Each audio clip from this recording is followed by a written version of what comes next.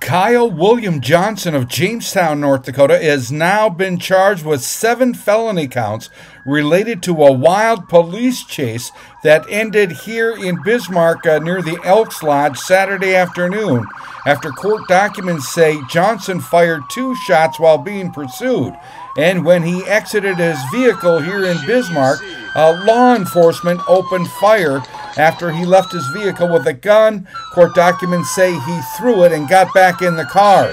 Now, Saturday afternoon, police in a news release said Johnson was injured, but apparently he wasn't shot.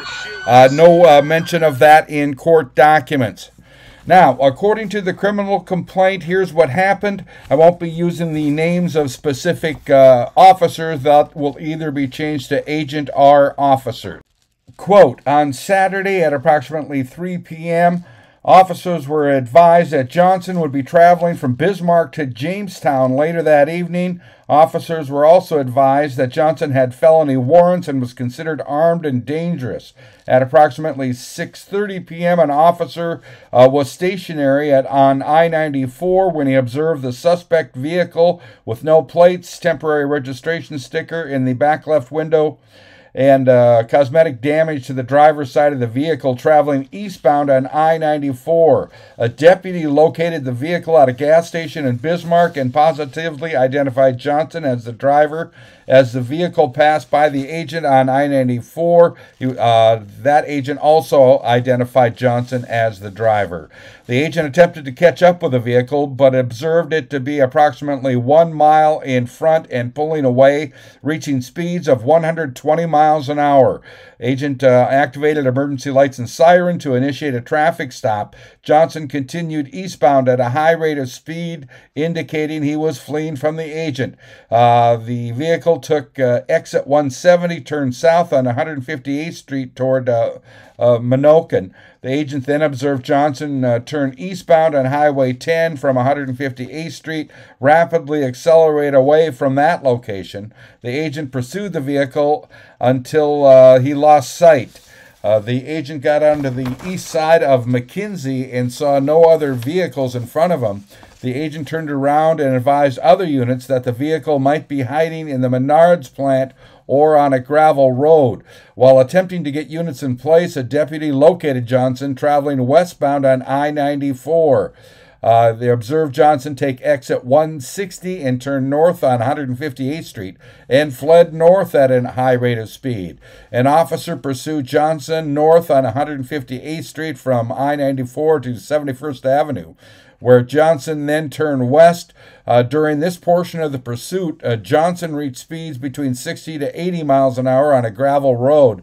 The vehicle turned south on 119th Street, where it dead ends shortly after. An officer positioned his vehicle in an attempt to keep Johnson from going back to 71st Avenue while leaving an exit route. An officer observed Johnson swerve at him, causing to fear that he'd be struck. Johnson then went around another officer back westbound on 71st Avenue. An officer pursued Johnson at Continental Road, where he observed Johnson turn to the south on Centennial Road, and then back to asphalt and gravel. Once on solid gravel, Johnson increased speeds to 80 to 100 miles per hour with light traffic around. An officer then turned south on Centennial Road, where he continued to flee south while weaving around vehicles and causing vehicles to pull over on the shoulder of the roadway to avoid being struck. At Rawhide Drive and Centennial Road, an officer with the North Dakota Highway Patrol deployed a tire deflation device and successfully spiked Johnson's vehicle. Just south of the officer's location, another officer caught up to the pursuit and was traveling north to find a location to set up another spike strip. That officer observed Johnson swerve at him, causing him to take the shoulder and ditch to avoid a head-on collision. Due to the tires being spiked, deputies pursued the vehicle into Bismarck on Centennial Road. turning into Bismarck Expressway.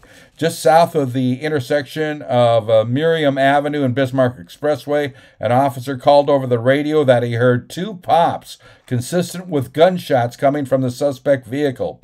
Interviews with a female occupant, later identified as Kayla Olson, verified that Johnson fired two shots out the window while fleeing. Bismarck PD was requested to assist in the pursuit, of which several units joined in the pursuit. Once the incident was complete, deputies later went to the area of Miriam and Bismarck Expressway and located two spent 9mm casings lying on the roadway. During an interview conducted with BCI agents later, Johnson admitted to firing rounds out the window in an attempt to get law enforcement to back away from him.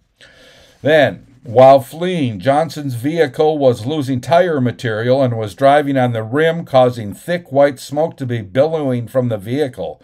Deputies, highway patrol, police officers pursued Johnson on the Bismarck Expressway westbound until the vehicle turned north on South Washington. After driving for approximately 100 yards, Johnson stopped the vehicle. During the pursuit on the Bismarck Expressway from Miriam Avenue to South Washington, he'd reached speeds of 100 miles per hour in heavy traffic.